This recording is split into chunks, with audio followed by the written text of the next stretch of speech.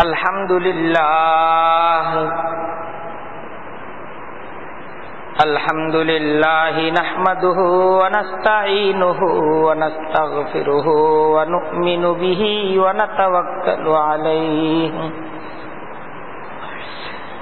wa na'udzu billahi min shururi anfusina wa min sayyiati a'malina. من يهده الله فلا مضل له ومن يضلله فلا هادي له ونشهد أن لا إله إلا الله وحده لا شريك له ونشهد أن سيدنا ومولانا محمدا عبده ورسوله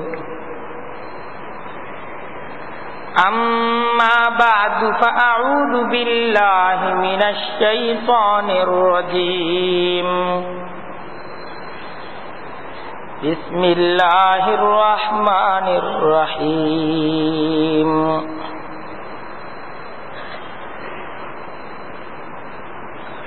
إن أول بيت وضع للناس للذي ببكة مباركا وهدى للعالمين فيه آيات بينات مقام إبراهيم ومن دخله كان آمنا صدق الله العظيم وصدق رسوله النبي الكريم ونحن على ذلك لمن الشاهدين والشاكرين والحمد لله رب العالمين سبحانك لا علم لنا إلا ما علمتنا إنك أنت العليم الحكيم رب اشرح لي صدري ويسر لي أمري واحلل عقدة من لساني يفقه قولي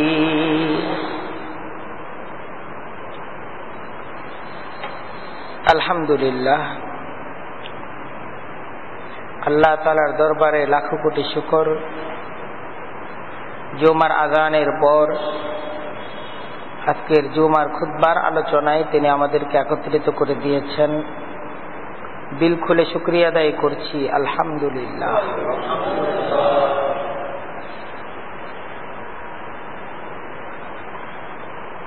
প্যারা নবী হযরত মুহাম্মদ মুস্তাফা সাল্লাল্লাহু আলাইহি ওয়াসাল্লামের প্রতি লাখো কোটি দরুদ এবং সালাম।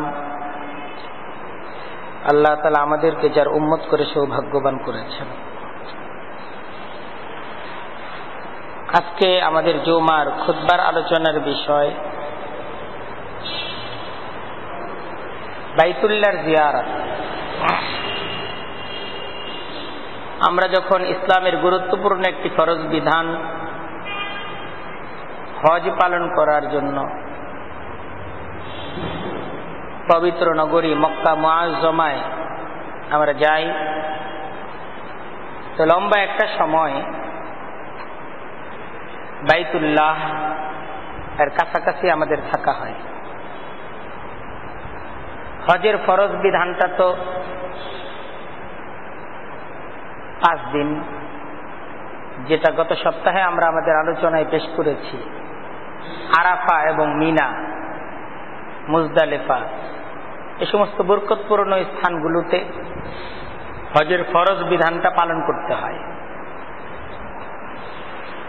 আর বাইতুল্লাহ কাবা আল্লাহর ঘর, এটা হলো মক্কায়। তো কাছাকাছি নগরী, তো তো আমরা হজ সম্পাদনের জন্য যখন প্রথমে যাই তো কিছুদিন বাইতুল্লাহর কাছাকাছি থাকা হয়। তো আমরা এই সময়টা বাইতুল্লাহে থাকাকালীন সময়টা কিভাবে কাটাবো, আর বাইতুল্লাহর আজমত, বাইতুল্লাহর গুরুত্ব, এই সমস্ত বিষয়গুলো আমরা আমাদের আজকের খুতবায় আলোচনার চেষ্টা করব ইনশাআল্লাহ, আল্লাহ তাআলা যদি তৌফিক দান করেন। দেখেন, মক্কা নগরীটা এটা হলো পাহাড় পর্বত বেষ্টিত জনমানবহীন একটা মরু অঞ্চল ছিল। চতুর্দিকে শুধু পাহাড় আর পাহাড়, এখানে কোনো মানুষজনের বসবাস ছিল না।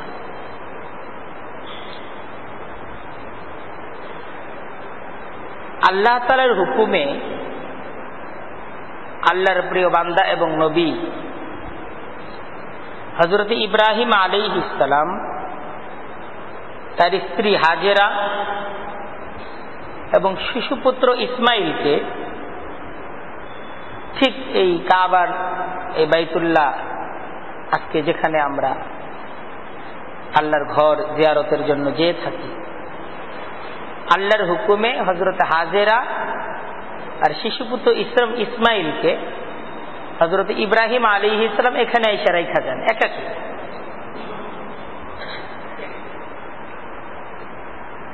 এটা আল্লাহর হুকুম ছিল।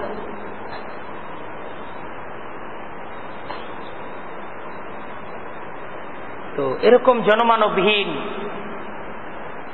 চতুর্দিকে পাহাড় আর পাহাড়, এখানে না আছে কোনো ঘরবাড়ি, না আছে কোনো গাছগাছালি, না আছে কোনো মানুষজন, এমন একটা জায়গায় স্ত্রী, একজন নারী, তার কোলে এক শিশু বাচ্চা, তাদেরকে রেখে যাওয়া, এটা আসলে আকল বুদ্ধি পরিপন্থী কাজ ছিল। কিন্তু হযরত ইব্রাহিম আলাইহিস সালাম তিনি ছিলেন আল্লাহ তাআলার সাচ্চা আশিক, সত্য প্রেমিক, খলিলুল্লাহ। প্রেমিক যখন কোনো কাজ করে তখন সে আসলে আকল বুদ্ধির বিবেচনাতে কাজ করে না, সে আকল বুদ্ধি সমস্ত কিছুর উপরে উঠে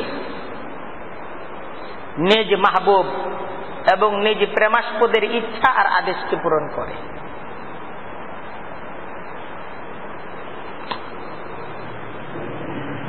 হযরত ইব্রাহিম আলাইহিস সালাম যেহেতু আশিক ছিলেন, প্রেমিক ছিলেন,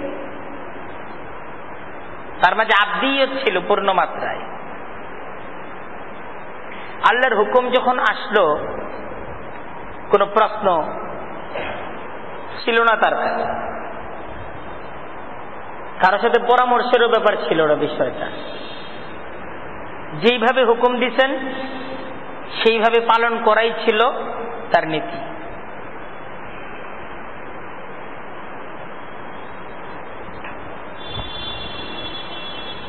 কারণ ইশক এবং প্রেম, ভালোবাসা, সে আসলে ভালোবাসার তাকাজাকে পূরণ করে। তার কাছে ওই একটাই বুঝ আছে যে এটা আমার মাহবুবের হুকুম, এটা তার ইচ্ছা, এই ইচ্ছা আমাকে পূরণ করতে হবে। এখন এটা যেই ধরনের হোক, এটা আমার বুদ্ধি বিবেচনার বিষয় না।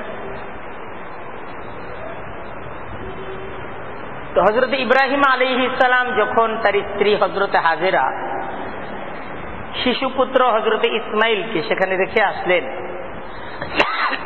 আল্লাহ তাআলার হাওয়ালা করে রেখে আসলেন, হুকুম আল্লাহর। আর এদেরকে যে আমি এখানে রেখে আসলাম, এদের জিম্মাদারও কে? আল্লাহ। আল্লাহকে জিম্মাদার বানিয়ে তিনি চলে গেলেন। স্ত্রীও ছিল নবীর স্ত্রী, যখন জানছেন যেটা আল্লাহর হুকুম, স্বামীর কাছ থেকে যখন জানতে পারছেন যে হুকুমটা আল্লাহর, তিনিও এই হুকুমকে মেনে নিছেন যে যেহেতু হুকুম আল্লাহর, জিম্মাদারও আল্লাহ, যে আল্লাহ হুকুম দিচ্ছেন জিম্মাদারি নিয়েই তো হুকুম দিচ্ছেন। সুতরাং এই জায়গায় স্বামীর কাছ থেকে আর কিছু চান নাই, যে কিভাবে রেখে যাচ্ছেন কোনো প্রশ্ন করেন নাই। তো এই মক্কার প্রথম আপনার নাগরিক ছিলেন হযরতে হাজেরা আর তার শিশুপুত্র ইসমাইল। তারাই সর্বপ্রথম এখানে থাকা শুরু করলেন। একটা সময় এভাবেই মক্কা আবাদ হলো, লম্বা ইতিহাস। তাই ইব্রাহিম আলাইহিস সালামের হযরতে হাজেরা এবং শিশুপুত্র ইসমাইল মহব্বতের পুত্র ছিল, কিন্তু খুব মহব্বতের পুত্র। অনেক চাওয়া এবং অনেক পাওয়ার পর অনেক প্রার্থনা করে এই পুত্রকে আল্লাহ তাআলার কাছে তিনি পাইছেন। এই মহব্বতের পুত্র আল্লাহ যখন দিলেন, আল্লাহ আবার এটার পরীক্ষাও নিলেন যে পুত্র বাবার কাছে রাখা যাবে না, রেখে আসতে হবে সেই মানবহীন প্রান্তরে। কত বড় পরীক্ষা এই বৃদ্ধ বয়সে, আল্লাহ এই পরীক্ষা নিলেন। এটা আসলে একটা ইশক এবং মহব্বত ছিল এখানে। এই মক্কা শহরটাও এই ঘটনার কারণে, ইব্রাহিম আলাইহিস সালামের এই মহব্বতের নিদর্শনের কারণে পূর্ণ শহরটাই মহব্বত এবং ইশকের শহর, ভালোবাসার শহর। সারা পৃথিবীর মুসলমান, কোটি কোটি মুসলমান যুগে যুগে তারা এই কাবাকে তাদের মহব্বত, তাদের আকর্ষণের কেন্দ্রবিন্দু হিসেবে বেছে নিয়েছেন। একই কেন্দ্র করেই, এই কাবাকে কেন্দ্র করেই আল্লাহর মহব্বত, স্রষ্টার মহব্বত, মালিকের মহব্বত, মালিকের কাছে প্রার্থনা, সবকিছু কিন্তু এই মক্কার কাবাকে কেন্দ্র করে। আজকে কোটি কোটি মানুষ ইবাদত করে, মালিকের ইবাদত করে, কিন্তু তাদের কাবা, কিবলা বাইতুল্লাহ।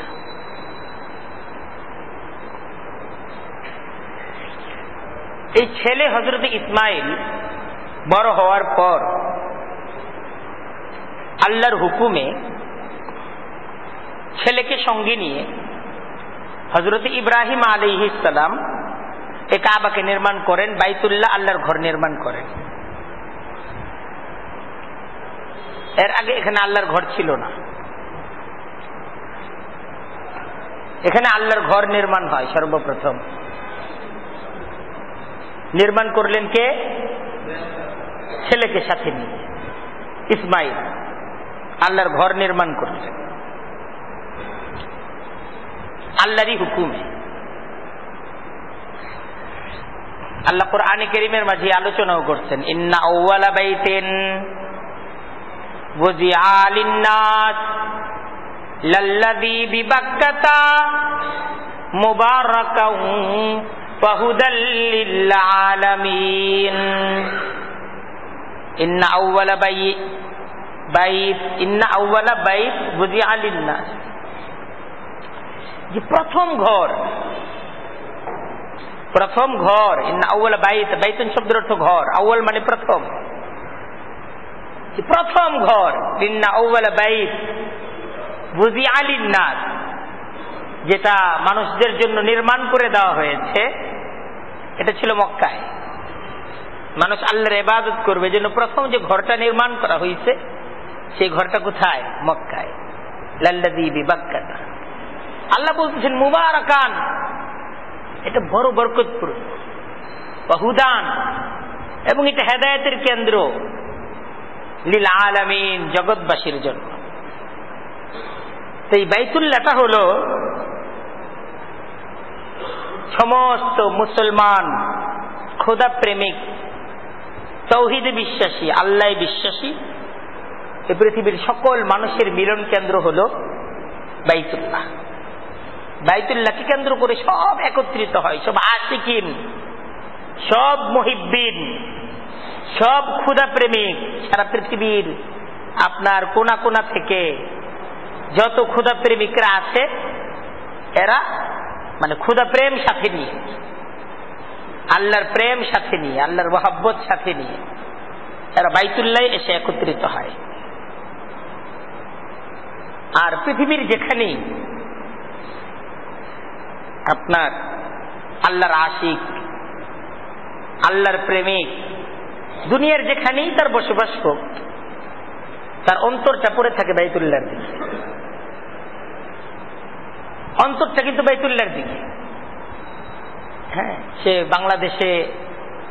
বাংলাদেশের কোন গ্রাম থেকে হোক, কোন শহর থেকে হোক, কোন নগর থেকে হোক, অথবা পৃথিবীর যে কোনো প্রান্তের, যে কোনো দেশের, যে কোনো মতের, যে কোনো বর্ণের মানুষ, যার মাঝেই খোদার প্রেম আছে, তার অন্তরটা হলো বাইতুল্লাহর দিকে।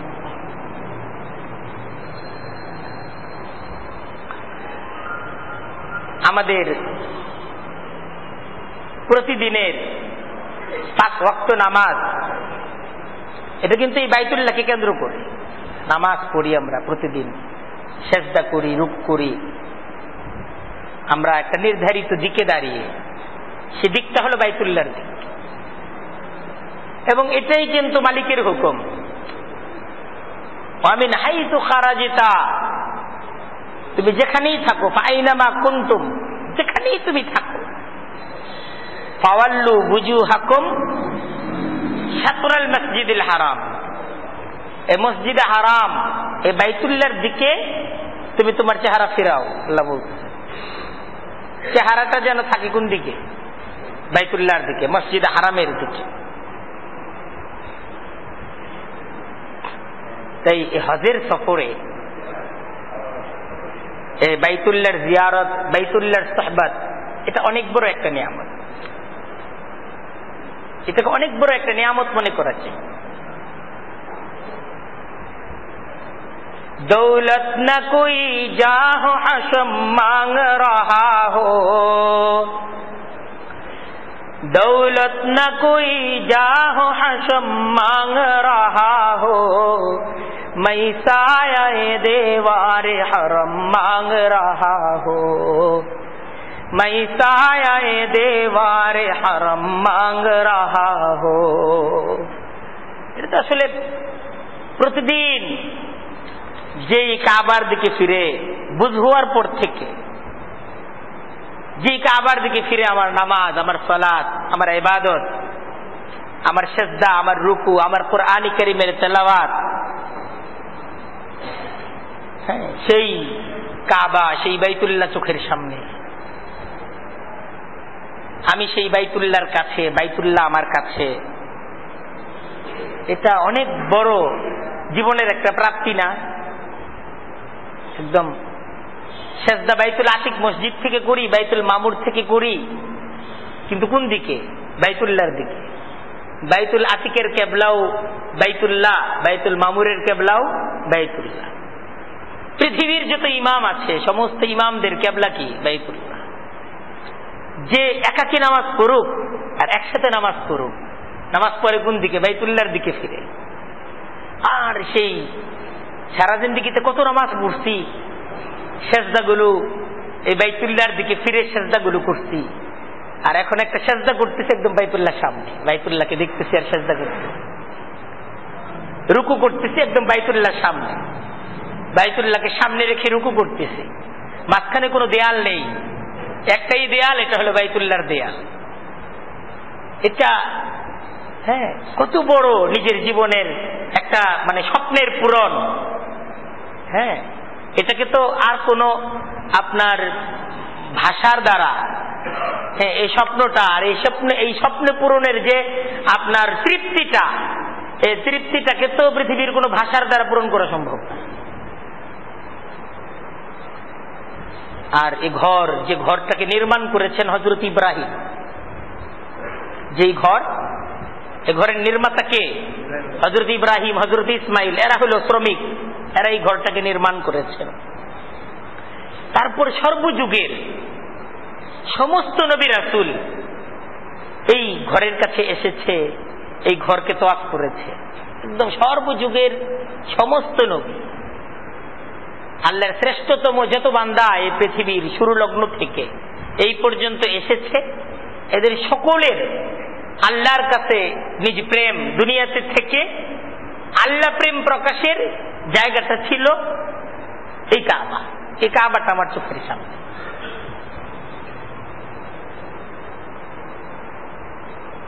সব নবীর এই বাইতুল্লাহকে তওয়াফ করছে। আল্লাহ তাদেরকে এই বাইতুল্লাহ তওয়াফ করাইছে, বাইতুল্লাহর কাছে নিয়ে গেছে।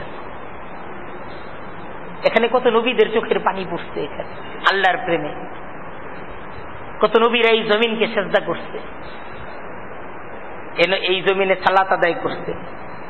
এই পথগুলোতে আল্লাহর যত নবীরা আছে সমস্ত নবীরা এই পথটার মাঝে হাঁটছে, এই পথে।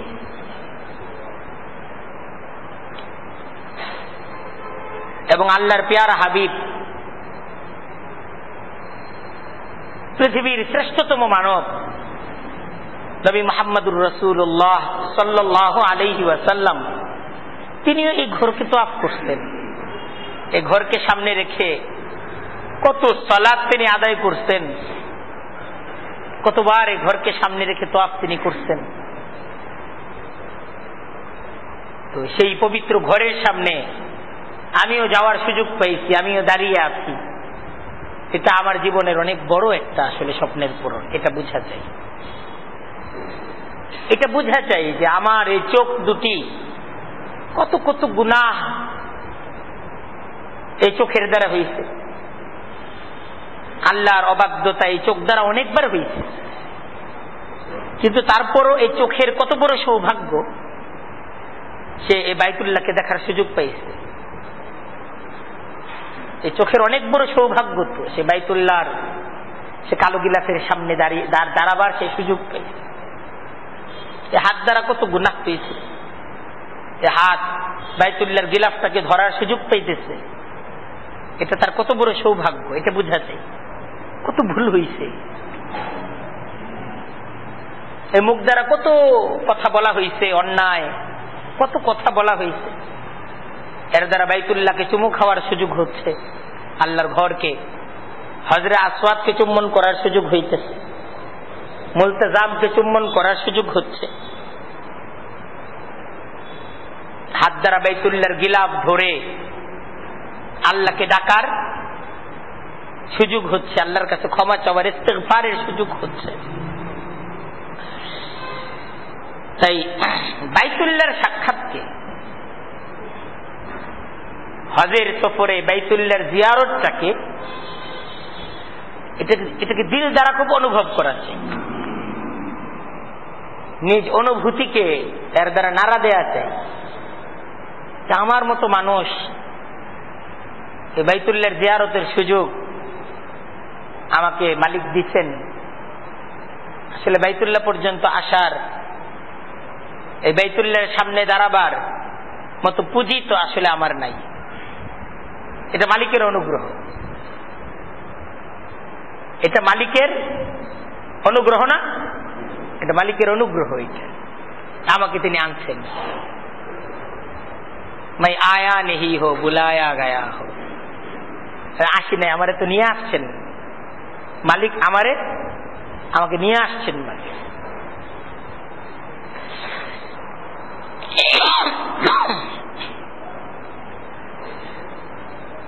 তো এই সময়টাকে খুব কাজে লাগানো চাই, আসলে খুব অনুভব করা চাই, খুব কাজে লাগানো চাই এই সময়গুলোকে। বাইতুল্লাহর দিকে তাকিয়ে থাকা এবং বাইতুল্লাহর দিকে তাকিয়ে দোয়া করা, এটাকে বলা হয়েছে যে বাইতুল্লাহর দিকে তাকিয়ে থাকা, বাইতুল্লাহর দিকে তাকিয়ে যে সমস্ত দোয়া করা হয়, এই সমস্ত দোয়াগুলো আল্লাহ তাআলার দরবারে কবুল হয়ে যায়। একটা হাদিসের মাঝে আসছে, নবী করিম সাল্লাল্লাহু আলাইহি ওয়াসাল্লাম তিনি ইরশাদ করতেছেন, হযরত ইবনে আব্বাস রাদিয়াল্লাহু তাআলা আনহু উনি বর্ণনা করেন যে নবী করিম সাল্লাল্লাহু আলাইহি ওয়াসাল্লাম ইরশাদ করেন, ইন্না লিল্লাহি ফি কুল্লি ইয়াউমিন ওয়া লাইলাতিন 20 ওয়া 100 রাহমাহ যে আল্লাহ তাআলা প্রতিদিন এই বাইতুল্লাহকে কেন্দ্র করে 120টা রহমত তিনি অনবরত প্রতিদিন এবং রাতে সার্বক্ষণিক এটা নাজিল হইতে থাকে, সার্বক্ষণিক। তানজিলু আলা হাযাল বাইত, এই ঘরের উপর নাজিল হইতে থাকে। 120টার মাঝে 60টা রহমত হলো যারা তোয়াফকারী, এদের উপর 60টা রহমত সার্বক্ষণিক নাজিল হইতে থাকে। ওয়া 40 লিল মুসাল্লিন, আর এখানে যারা নামাজের মাঝে, নামাজ আদায়ের মাঝে যারা রত, এদের উপর 40টা রহমত নাজিল হইতে থাকে।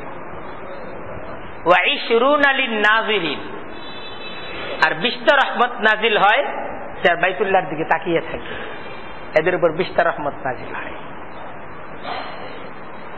তো এখানে তো এই বিষয়টা পরিষ্কার যে বাইতুল্লাহর কাছাকাছি আমি যখন থাকব তখন আমি কি কি ইবাদত করতে পারি। একটা ইবাদত বাইতুল্লাহর তোয়াফ করা, এটা হলো সর্বশ্রেষ্ঠ ইবাদত। আরেকটা ইবাদত হলো সালাত আদায় করা, নামাজ আদায় করা, আর আরেকটা হলো বাইতুল্লাহর দিকে তাকিয়ে থাকা। বিশেষ করে হজের সময় সর্বদিক খুলে দেওয়া হয়, এখন সব খুলে দেওয়া হয়েছে, যত দিকে যত কাজের কারণে ব্যারিকেড ছিল সব খুলে দেওয়া হয়েছে। যেখানেই বসা হবে সেখান থেকেই বাইতুল্লাহ দেখা যাবে। তো বসে নিবিড় ভাবে আল্লাহর ঘরের দিকে তাকিয়ে আল্লাহর ঘরকে দেখতে থাকা। আল্লাহু আকবার, লা ইলাহা ইল্লাল্লাহ। বাইতুল্লাহকে দেখার সাথে সাথে পড়তে হয় কি আল্লাহু আকবার, লা ইলাহা ইল্লাল্লাহ, আল্লাহু আকবার, লা ইলাহা ইল্লাল্লাহ, এটা পড়তে হয়। আমাদের অনেক বুজুর্গ আলেমরা ওনারা বাইতুল্লাহকে সালামও দিতেন, আসসালামু আলাইকা ইয়া বাইতাল্লাহ, আসসালামু আলাইকা ইয়া বাইতাল্লাহ, এরকম ভাবে সালামও দিতেন। আমাদের অনেক বুজুর্গদের ইয়া আছে, আমল আছে, ওনারা বাইতুল্লাহকে দেখে সালামও দিতেন। দেওয়া যায় মহব্বত।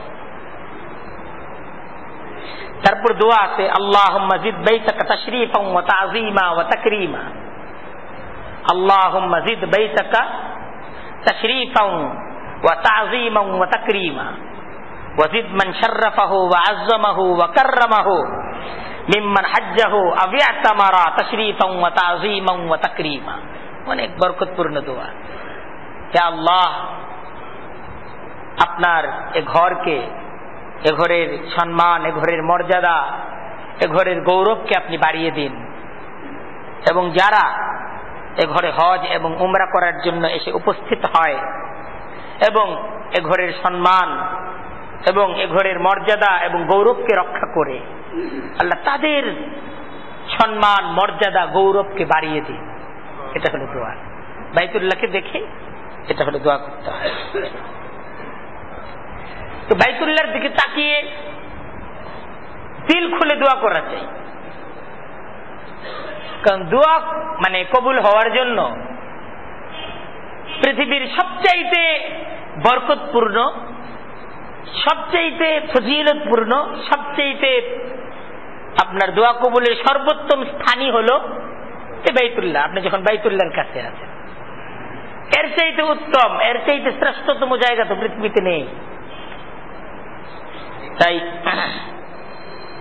এই বিশ্বাসের সাথে দোয়া করা যে তিনি অবশ্যই দিবেন, আমি অবশ্যই পাব, কারণ এখানে তো উনি আমাকে আনছেন, এখানে আইনা তো মেহমান হিসেবে আনার পর কেউ কি তাকে খালি হাতে ফিরিয়ে দেন?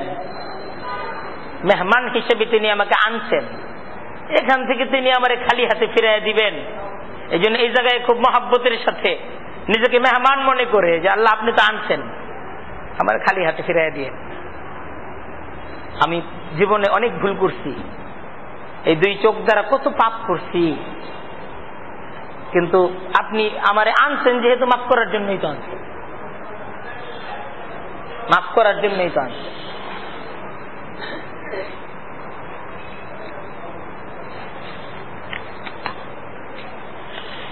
বাইতুল্লাহর শ্রেষ্ঠ ইবাদত হলো তোয়াফ। বাইতুল্লাহর শ্রেষ্ঠ ইবাদত কি? তোয়াফ। তোয়াফ হলো শ্রেষ্ঠতম ইবাদত। তোয়াফ মানে বাইতুল্লাহকে চক্কর দেওয়া।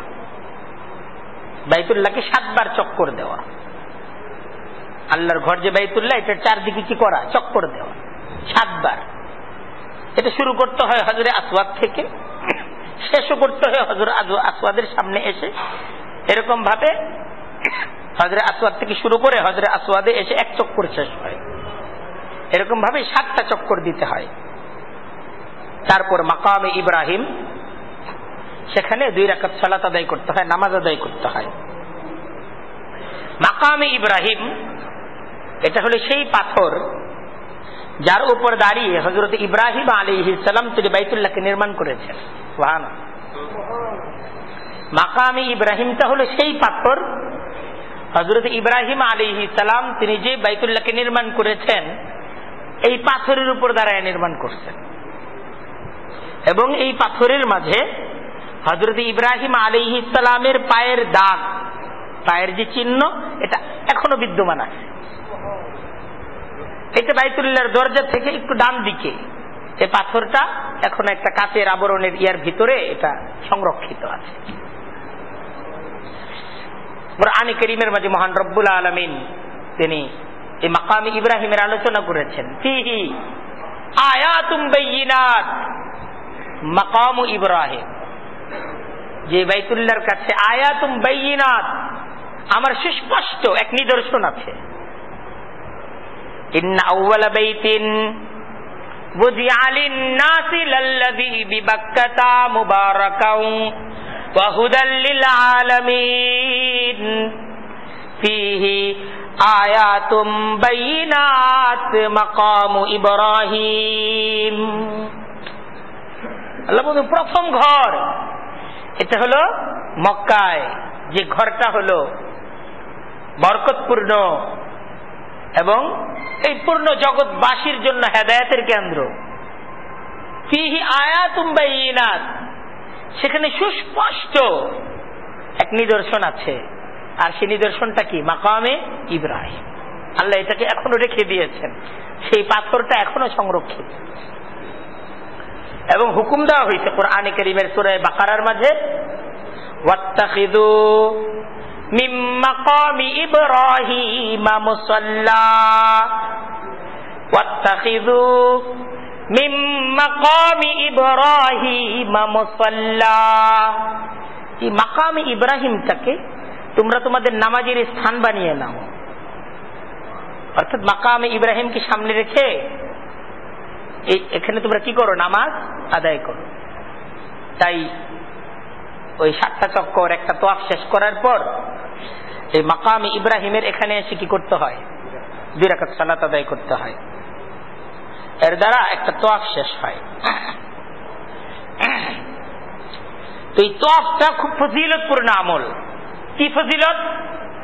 ইতিপূর্বে হাদিস শুনাইলাম আপনাদেরকে যে সার্বক্ষণিক আল্লাহর ঘর বাইতুল্লাহকে কেন্দ্র করে দিন হোক রাত হোক সবসময় 120টা রহমত নাজিল হইতে থাকে। এই রহমত গুলো কারা পায়? 3 ধরনের লোক পায়। এদের মাঝে এক প্রকার লোক হলো যারা বাইতুল্লাহর তোয়াফ করতে থাকে, এরা পায়। তো যারা বাইতুল্লাহকে তোয়াফ করতে থাকে এদের উপর 60টা রহমত সার্বক্ষণিক নাজিল হইতে থাকে। আপনি তোয়াফের মাঝে আছেন মানে আপনার উপর সার্বক্ষণিক 60টা রহমত নাজিল হইতেছে। এটাই তো ফজিলত। হযরত আবু হুরায়রা রাদিয়াল্লাহু তাআলা আনহু আরেকটা হাদিস, ওনার থেকে বর্ণিত, নবী করিম সাল্লাল্লাহু আলাইহি ওয়াসাল্লাম ইরশাদ করেন যে যে ব্যক্তি তোয়াফের সময় একটা দোয়া আছে, সুবহানাল্লাহ ওয়ালহামদুলিল্লাহ ওয়ালা ইলাহা ইল্লাল্লাহু আল্লাহু আকবার ওয়ালা হাওলা ওয়ালা কুওয়াতা ইল্লা বিল্লাহ। দোয়াটা কি? সুবহানাল্লাহ ওয়ালহামদুলিল্লাহ ওয়ালা ইলাহা ইল্লাল্লাহু আল্লাহু আকবার ওয়ালা হাওলা ওয়ালা কুওয়াতা ইল্লা বিল্লাহ। তো তোয়াফের সময় যে ব্যক্তি এই দোয়াটা ছাড়া কোনো কথা না বলে, মানে এই দোয়াটা জিকরুল্লাহর মধ্যে থাকে, হাদিসের মাঝে আসছে যে তার আমল নামা থেকে 10টি গুনাহ মুছে ফেলা হয়, 10টি নেকি লেখা হয়, আর 10টি মর্তবা তার বুলন্দ করে দেওয়া হয়। যে এই দোয়া পড়তে থাকে, তাহলে আপনি দোয়া পড়তেছেন আর গুনাহ ক্ষমা হচ্ছে। এক একবার দোয়া পড়তেছেন 10টি করে গুনাহ ঝরে যাচ্ছে, 10টা করে নেকি হইতেছে, অনেক ফজিলত। দেখেন হাদিসের পরের কথাটাও শুনেন, যে তোয়াফের মাঝে দুনিয়াবি কথা বললো, জিকরুল্লাহর মাঝে থাকলো না, দুনিয়ার কথাবার্তা বলতেছে, সে যেন নিজের পা শুধু রহমতের মাঝে দাখিল করলো, যেমন পানিতে শুধু পা রাখা হয়। অর্থাৎ যে জিকির করলো সে হলো রহমতের মাঝে ডুবে থাকলো, একদম ডুব দিয়া থাকতো। আর যে দুনিয়ার কথাবার্তা বললো আর খালি পাউটা ভিজত। দুনিয়ার কথা বলা, তাহলে দুনিয়াবি কথাবার্তার মাঝে সে শুধু রহমতের মাঝে দাখিল করলো, পাটা শুধুমাত্র দাখিল করলো, নিজের পাটা, কিন্তু তার শরীর কি হইল না, ভিজত না, তার শরীর ভিজত না। এই জন্য খুব সাবধান, খুব সাবধান থাকা চাই। এটা হলো রহমত। এখানে তো রহমত সার্বক্ষণিক বর্ষিত হচ্ছে, আমার কাজ গোসল করা। এখানে আমার জিম্মাদারি হলো একদম গোসল করে নিয়ে আসা, একদম নিজেকে রহমতের গোসলে নিজেকে ভিজিয়ে নিয়ে আসা। আমি কোন জমিনে হাঁটতেছি, এই জমিনে আল্লাহর নবীরা হাঁটতেন, সে জমিনে আমার পাড়া পড়তেন, আল্লাহ আমাকে নিয়ে গেছেন সেই জমিনে, যে এই জমিনে তুমি পাড়ায় আসো। এবং পাড়ানোটা কি আল্লাহর রহমতের প্রত্যাশায়, আল্লাহকে সন্তুষ্ট করার জন্য। আমি তোয়াফ করার সুযোগ পাইছি এই জমিনে। সমস্ত সাহাবা একরাম, তাবিঈন, তাবে তাবিঈন, আইম্মায়ে মুজতাহিদিন, যত পীর আউলিয়া বুজুর্গ, এই পৃথিবীতে যত খোদা প্রেমিক, এই পৃথিবী সৃষ্টির পর থেকে যত মানুষ এই পৃথিবীতে আসছে, খোদা প্রেম এটাকে প্রকাশ করার জন্য তারা এই বাইতুল্লাহ গেছেন। এখানে গিয়ে তারা তাদের চোখের পানি ঝরছে, তারা এখানে আল্লাহ তাআলার প্রেমকে নিবেদন করছেন। আর ওই জায়গায় গিয়ে আমি দুনিয়ার চিন্তা করতেছি, দুনিয়ার গল্প করতেছি। এই জমানার সবচেয়ে বড় ফিতনা হলো মোবাইল। ওইখানে মোবাইল তোয়াফ করতেছে আর ছবি তুলতেছে, তোয়াফ তো করতেছে আবার ছবি উঠতেছে, আমি আমার ছবি তুলবো কেন? আল্লাহ দেখতেছেন, ইন্নাল্লাহা বিমা তা'মালুনা বাসীর। তুমি যে আল্লাহর ঘর তোয়াফ করছো, দেখছেন কে? আল্লাহ। তুমি কারে দেখাইবা? এই ছবি তুলে ছবি কাকে দেখাবা? কেউ দেখবে না এই ছবি। ছেলেমেয়েরা কি বাসা বাড়িতে বসে রয়েছে এই ছবি দেখছে? এটা শয়তানের ধোঁকা। অনেকে কাবা শরীফের দিকে পিঠ করে ছবি তুলে, কত বড় বেয়াদবি আল্লাহর ঘরের সাথে। আল্লাহর ঘরের সাথে কত বড় বেয়াদবি, একটা ছবির জন্য এত বড় বেয়াদবি।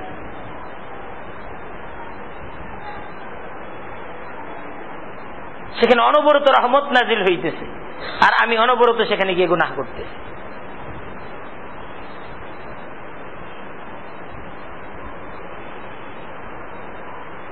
হাদিসের মাঝে নবী করিম সাল্লাল্লাহু আলাইহি ওয়াসাল্লাম ইরশাদ করেন, লা তাসহাবিল মালাইকা,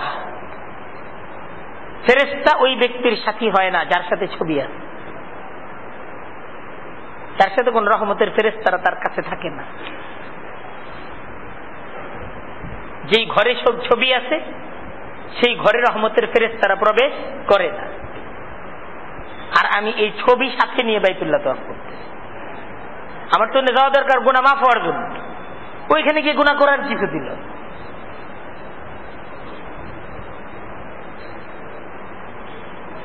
ওখানে তো আমি যাব গুনাহ, আমার গুনাহগুলো যাতে মাফ হয়ে যায়, আমার গুনাহগুলো যেন মাফ হয়ে যায়, আর ওখানে গিয়ে আমি গুনাহ করে আসছি। খুব সাবধান হওয়া। কত বরকতপূর্ণ জায়গা, দোয়া কবুলের জায়গা, আল্লাহ তাআলার প্রিয় জায়গা, যে জায়গাগুলোতে নবীরা হাঁটছেন। এই যে হজরে আসওয়াদ, এটা জান্নাত থেকে নাজিলকৃত একটা বরকতপূর্ণ পাথর, এটা জান্নাতি পাথর হজরে আসওয়াদ। হযরত ইবনে আব্বাস রাদিয়াল্লাহু তাআলা আনহু তিনি বর্ণনা করেন, আন ইবনে আব্বাস রাদিয়াল্লাহু তাআলা আনহু قال رسول الله صلى الله عليه وسلم في الحجر, যে নবী করিম সাল্লাল্লাহু আলাইহি ওয়াসাল্লাম হযরত আসওয়াদের ব্যাপারে বলেন, ওয়াল্লাহি লা ইয়াবআসান্নাহু আল্লাহু ইয়াউমাল কিয়ামাহ, আল্লাহর কসম, আল্লাহর রাসূল বলতেছেন আল্লাহর কসম, যে কিয়ামতের দিন আল্লাহ তাআলা এই হযরত আসওয়াদ এই পাথরকে হাসরের ময়দানে উত্তোলন করবেন, এই অবস্থায় লাহু আইনান, তার দুটো চোখ থাকবে,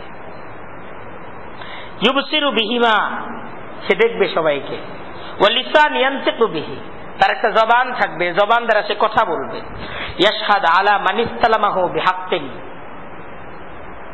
যারা শরীয়তসম্মত ভাবে তাকে চুমু দিবে সে তাদের পক্ষে আল্লাহ তাআলার দরবারে হাসরের ময়দানে সাক্ষী দিবে। বুঝতে হবে, মানে এখানে ইসলাম চুম্বন করার তরিকা এটাও জানতে হবে। কত ভাগ্যবান ওই ব্যক্তি, জান্নাতি এ পাথর যার পক্ষে হাসরের ময়দানে সাক্ষ্য দিবে।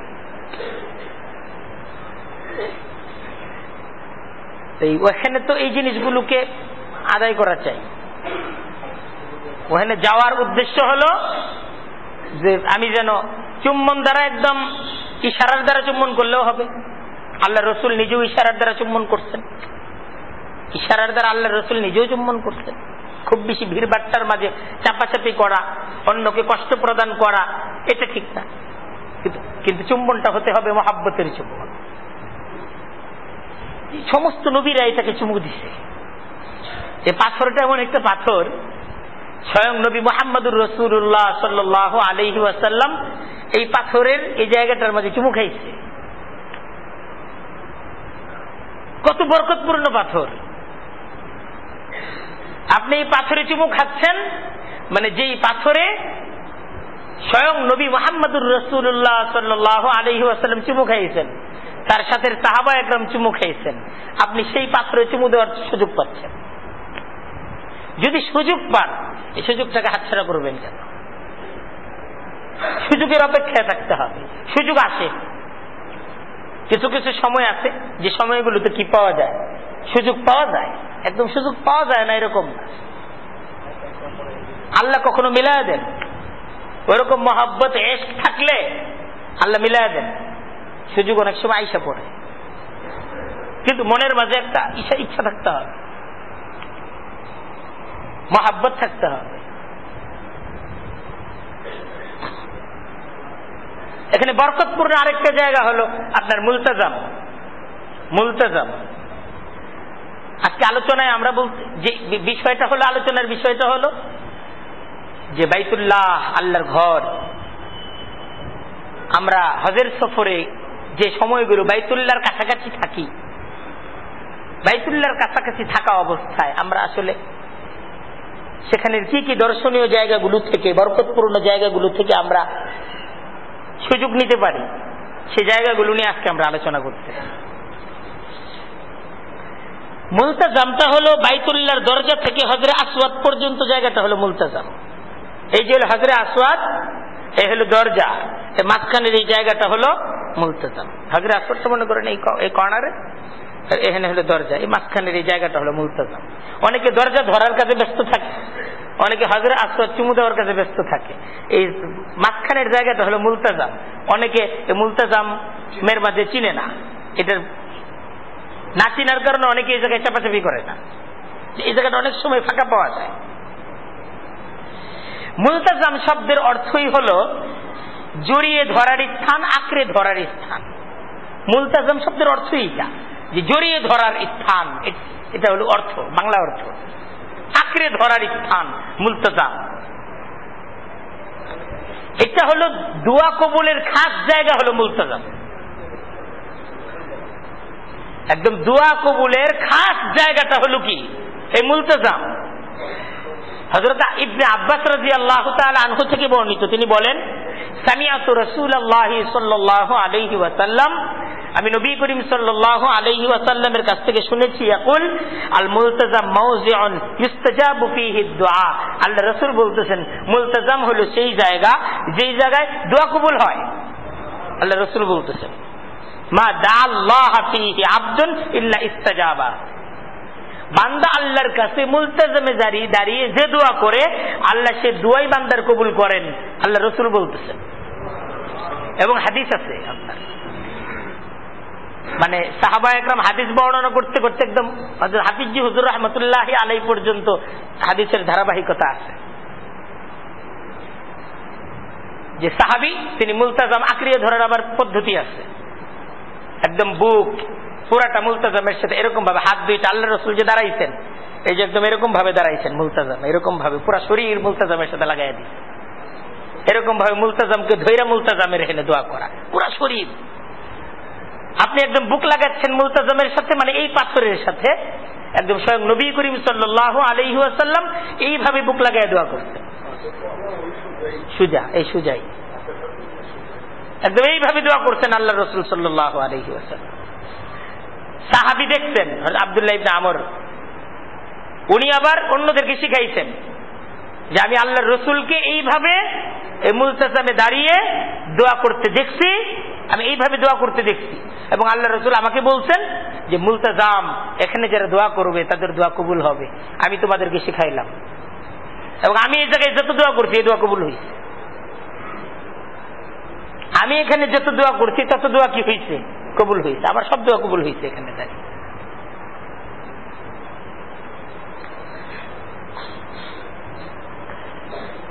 প্যারা নবী সাল্লাল্লাহু আলাইহি ওয়াসাল্লামের সিনা মুবারক এই মুলতাজামে যেইভাবে লাগাইছেন আপনি ওইভাবে মুলতাজামে সিনা মুবারক লাগাইছেন, এখানে বুক লাগিয়ে দোয়া করা। এই যে এই সমস্ত সুযোগগুলোর সন্ধানে থাকা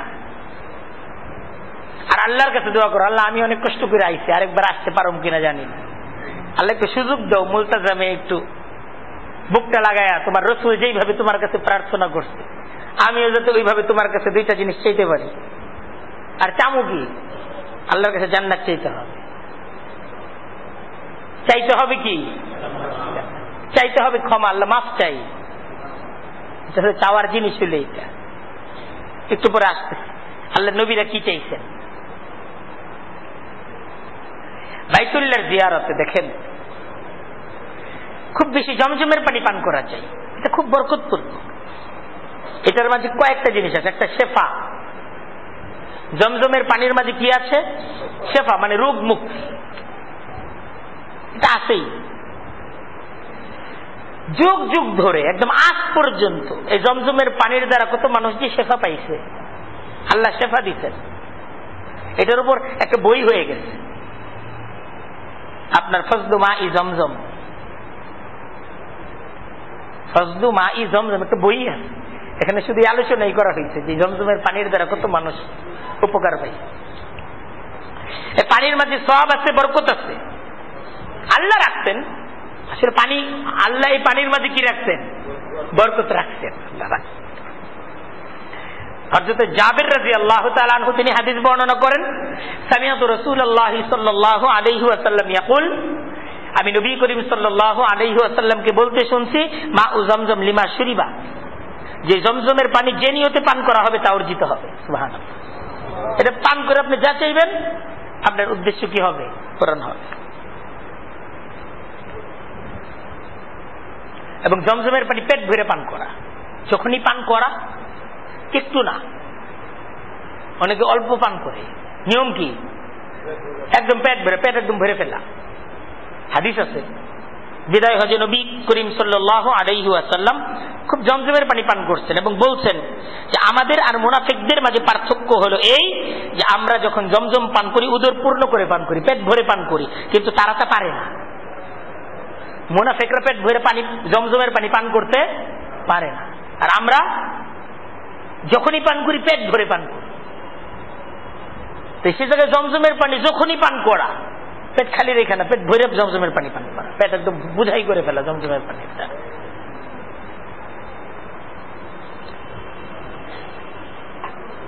এবং জমজমের পানি পানের সাথে সাথে আল্লাহর কাছে দোয়া করা। কত রোগে আমরা আক্রান্ত, আল্লাহর কাছে প্রার্থনা করি, আল্লাহ তুমি বরকত রাখছো, এই বরকত আমারে দান করো। দেখেন জমজমের পানি কত বরকতপূর্ণ পানি। আল্লাহ রাসূল সাল্লাল্লাহু আলাইহি ওয়াসাল্লামের যেই রাতে মেরাজ হয়, তো মেয়ারাজ যখন হয় সে রাতে তার কিন্তু আবার আপনার ওপেন হার্ট সার্জারি হয়। ফেরেশতারা ওপেন হার্ট সার্জারি করছিলেন, অর্থাৎ ওনার সিনা চাক করে ওনার যে হার্ট এটাকে বের করে এটাকে ওনারা কি করছেন, ওই বেহেশত থেকে আনা তস্তরি, কিন্তু পানি আনেন নাই। পানি তো নিয়ে আসতে পারতেন বেহেশত থেকে, কিন্তু পানি ওনারা নিচ্ছেন কি, জমজমের পানি। সুবহানাল্লাহ। ওনারা আল্লাহ রাসূল সাল্লাল্লাহু আলাইহি ওয়াসাল্লামের সিনা চাক করে হার্ট এটাকে বের করছেন, বের করে রাখছেন হলো জান্নাত থেকে আনা আপনার তস্তরির মাঝে রাখছেন, কিন্তু ওইটার মাঝে রাইখে এটাকে ধুইছেন কোন পানি দ্বারা, জমজমের পানি দ্বারা ধুইছেন। জমজমের পানি এটার দ্বারা নিজের শরীরকেও ধৌত করা, হালকা পানির জন্য এটা মর্যাদাবান পানি। খাওয়া দাওয়ার সাথে সাথে এটাকে মাথার মাঝে, বুকের মাঝে, শরীরের মাঝে, বিভিন্ন জায়গায় খুব মহব্বতের সাথে, এইসব আপনার মহব্বতের মুআমেলা। মুআমেলাটা কি, মহব্বতের মুআমেলা। इल्म ने मुझसे कहा इश्क है दीवानापन, इश्क ने मुझसे कहा इल्म है तखमीन ज़न। मोहब्बत एक ভিন্ন জিনিস। মোহাব্বত এই জায়গায় যুক্তি বিদ্যা আকল বুদ্ধি বিবেচনা এইসব নাই। এই তুমি পানি দ্বারা মাথা ধুইতেছো কেন, কি হইব, এটা মোহাব্বত। মোহাব্বত প্রকাশ, হজের পূর্ণ সফরটাই তো মোহাব্বত প্রকাশের সফর। এটার দ্বারা আপনার মুখ ধৌত করবেন, পুরো শরীর ধৌত করবেন, পানি নিয়ে শরীর ধৌত করবেন জমজমের পানির দ্বারা। আবার দেখবেন মসজিদে যাতে পানি না পড়ে, অন্যদের কষ্ট হবে, জমজমের পানি যেন নিচে না পড়ে, অন্যরা পারাবে এমন যেন না হয়, এটাকে নিজের মাঝে রাখা, শরীরের মাঝে রাখা।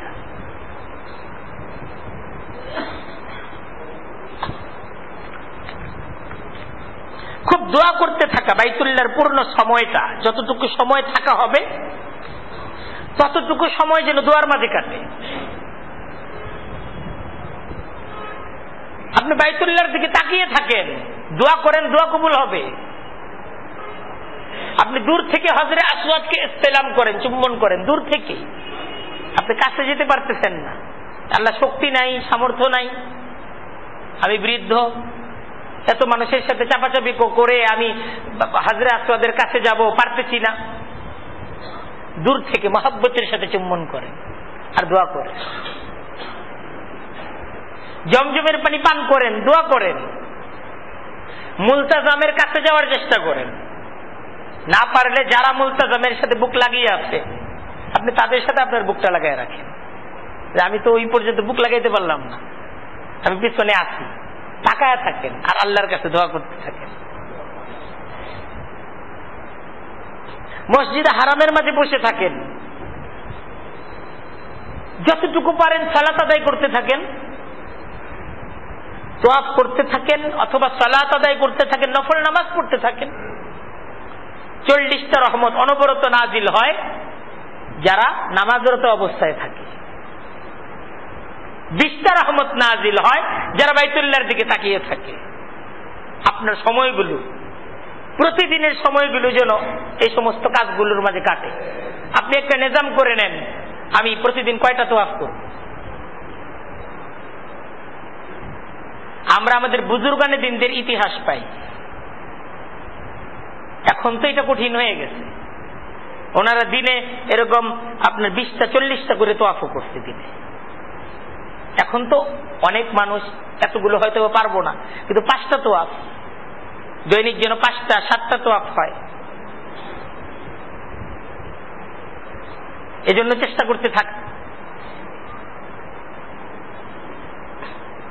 আমি তো আসলে গেছি বাইতুল্লাহর মহব্বতে, আসার সময় যেন আমার এই দিনগুলো যে আমি থাকলাম 40টা দিন থাকার সুযোগ পাইলাম, আসার সময় যেন সাথে বাইতুল্লাহর সাথে এমন একটা মহব্বত তৈরি হয়ে যায় যে আমি যখনই সেজদায় যাব তখনই যেন সামনে বাইতুল্লাহ থাকে। বাইতুল্লাহর স্মৃতিগুলো এটাকে সাথে রাখা। ছেলে পেলেদের জন্য দোয়া করে আসি। আল্লাহর নবী কি দোয়া করছেন আল্লাহর কাছে? রব্বানা তাকাব্বাল মিন্না ইন্নাকা আনতাস সামিউল আলিম। ইব্রাহিম আলাইহিস সালামের দোয়া। বাইতুল্লাহ নির্মাণের পর ছেলের নিয়ে দোয়া করতেছে, আল্লাহ কবুল করো, তুমি তো সব শুনছো, সব জানো তুমি। রব্বানা ওয়াজআলনা মুসলিমাইনি লাকা ওয়া মিন যুররিয়াতিনা উম্মাতাম মুসলিমাতাল লাক।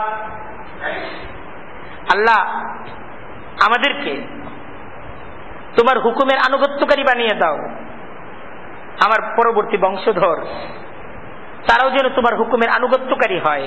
যে দোয়া করছে। লিউকিমুস সালাত, আল্লাহ তারা যেন নামাজ আদায়কারী হয়। আল্লাহর নবী তার সন্তানদের জন্য এই দোয়া করতেছে। আমার সন্তান, আমার পরবর্তী বংশধর, আমার আপনজন, বাবা মা, এদের জন্য বাইতুল্লাহর সবচেয়ে বড় উপহার হলো বাইতুল্লাহ তাদের জন্য দোয়া করে আসা। আর আমরা যে ভুলটা করি, এখান থেকে সবচেয়ে বড় পাওয়া হলো আল্লাহর কাছ থেকে ক্ষমা পাওয়া। আমার ছেলে মেয়ে এদের জন্য বাইতুল্লাহর কাছে দোয়া করে আসা, আল্লাহকে রাজি করে আসা। একটা বাবার দোয়া, একটা মায়ের দোয়া, বাইতুল্লাহকে সামনে রেখে তার সন্তানের জন্য কত। আপনি আপনার সন্তানের জন্য দোয়া করার জন্য আরেকবার এখানে আসতে পারবেন। আপনার আপনজনদের নাম ধরে ধরে তাদের জন্য দোয়া করেন, তাদের জন্য দোয়া করেন। কিন্তু আমরা একটা জায়নামাজ কেনার জন্য, একটা তসবিহ কেনার জন্য মার্কেটে মার্কেটে ঘুরতে থাকি। আসার পরে মার্কেটের স্মৃতি থাকে, বাইতুল্লাহর স্মৃতি তো থাকে না। আমরা যখন মার্কেটে ঘুরে ঘুরে নামাজের টাইম হয়, তখন গিয়ে মসজিদে হারামের ভিতরে ঢুকতে পারি না। 40 দিন থাকি, প্রতিদিন বাইতুল্লাহর সাথে দেখাও হয় না। অনেকে 40 দিন থাকে ঠিকই, কিন্তু মানুষের চাপের কারণে পরে যায় মসজিদে।